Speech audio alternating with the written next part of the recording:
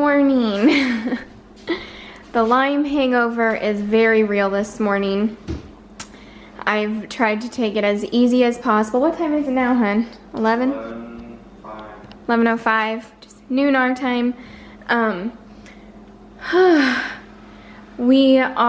Thankfully we get a late checkout, so I haven't like talked yet, so sorry.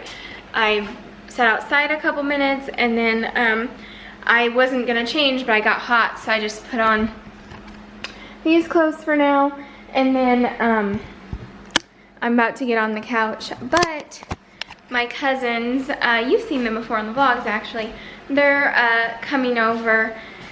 They have some like dietary restrictions too for themselves and their kids, and since we have a nice little kitchen here, before they leave wherever they were staying to go back home, they are gonna come here and have lunch, which works out perfectly so we can visit, but also so I can still like be laying down. We'll be heading back to my aunt's house where we stayed the first night, and then tomorrow we go to Clear Lake. Maybe later you should tell the story of how exhaustion and Lyme caused me to jump out of bed screaming last night. Yeah, that was funny. Because I still don't really understand it, but I was just exhausted. He like woke me up, that was really loud, and I was shaking, it was miserable. But he said I was like screaming and I was trying to open up the window. I think I was having a dream, and then was it a Camaro? No, it was a Mustang. A Mustang that was super, super loud, like revved its engine. It's like probably midnight, and I jumped out of bed, and I guess, what did I yell? That's not a normal car. He said I yelled, "That's not a normal car." I woke up as I was out of bed, and so I was really confused. But you know, when I get like scared or anything, I get very overstimulated. It did that even though I was asleep. So that just shows how exhausted and overstimulated I was. So it was really shaky, and my heart palpitations I could feel them everywhere until I went back to sleep. But it was weird. So much fun, wasn't it, babe? Yeah, it was a lot of fun. Yeah, we love being around family, even though, you know, Lyme people, you know how hard it is. Especially the people that really know my situation. They're like, "You look like you're trying not to pass out," and I'm just like, doing my best. And so I mean, it was a lot of fun. So happy for resting a little bit here. Oh, what is that? That's the car. That's the car. It was so much. It was like 5 times that loud last night. Because he actually drove it down the street. And even Kyle said like he really revved it and went like fast. It wasn't, probably because like people were not out because it's midnight, so he just went for it. So it was a little crazy. You're right, it's not normal. The funny thing is, subconsciously, I did know it was a car because I said that while I was still sleeping. His other car's a license. The tower curtains. Do you want to show your helicopter? Okay. Whoa, that is so cool. And what color's yours? That's Orange. What color is this one? Pink.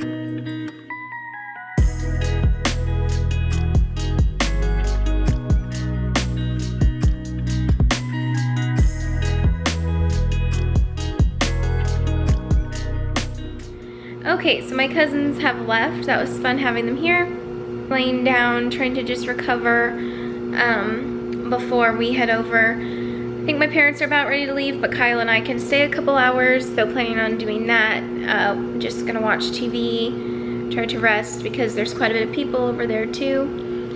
Definitely, if it weren't for like going to the lake, I'd be ready to go home, honestly. So I'm trying to just push through because I want to be able to do this, and being sick so many times I can't do things.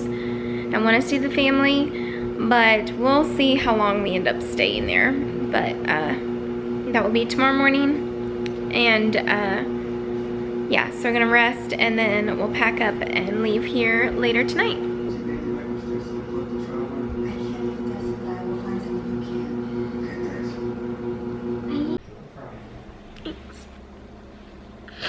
This is so hard.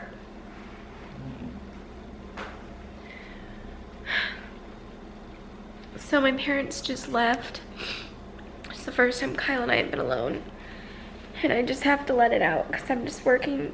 It's like, it's not that I don't want to be with people. It's not that it's just really hard because that's the opposite you want to feel when you're around people. And you can push through when you're around, but if you don't recover enough, you get like this. And obviously, like, my parents helped so much by packing up and doing that, but that's noise. And that's why at home it's just me and Kyle and it's quiet. And it's hard because now we're about to go somewhere with a lot more people. It's like, honestly, I'm ready to go home.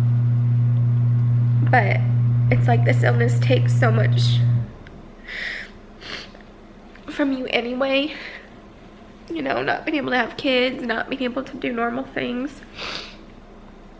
And it's really hard. And I hate showing this because I know family might watch this and stuff, but it has nothing to do with the people.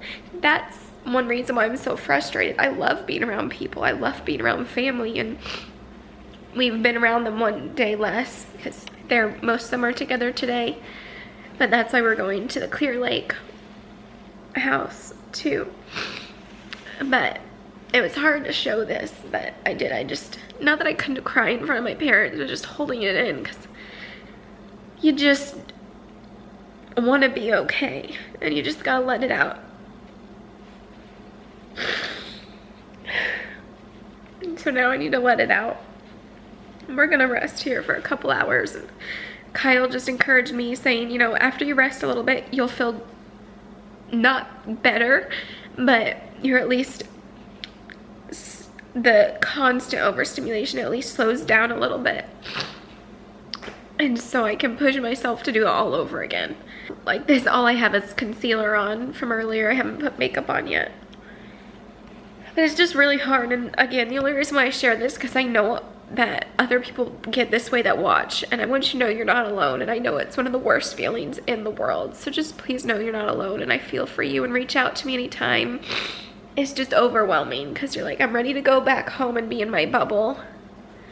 But that's also not a very fun way to live. But I'm grateful we have the bubble so I can live. I already feel better the fact that it's quiet in here. So I'm just gonna close my eyes and maybe listen to a podcast. I'm too overstimulated to watch TV.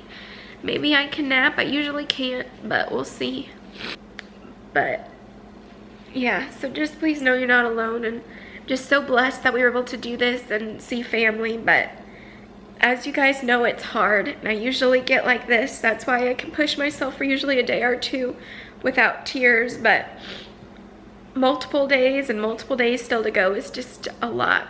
But that does not take away any part of me wanting to be here and the joy of it, of seeing my family and being around people. But it's hard when you're not, again, in your safe place in your bubble, because sometimes it's nice because you don't see and experience as much of what you're missing out on in life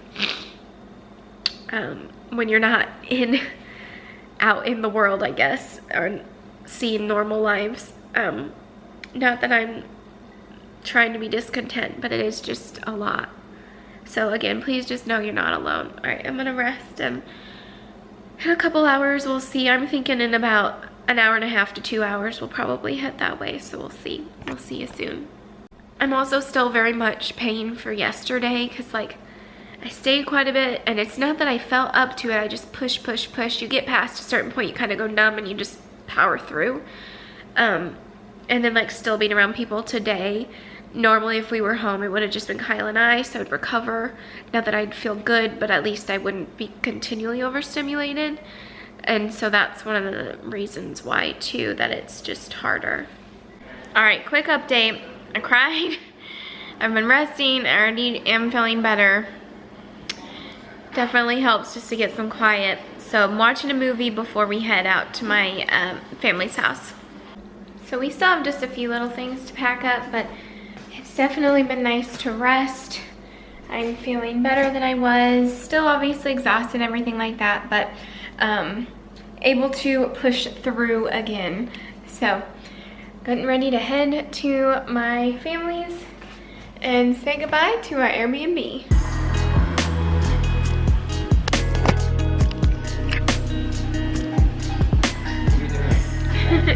you.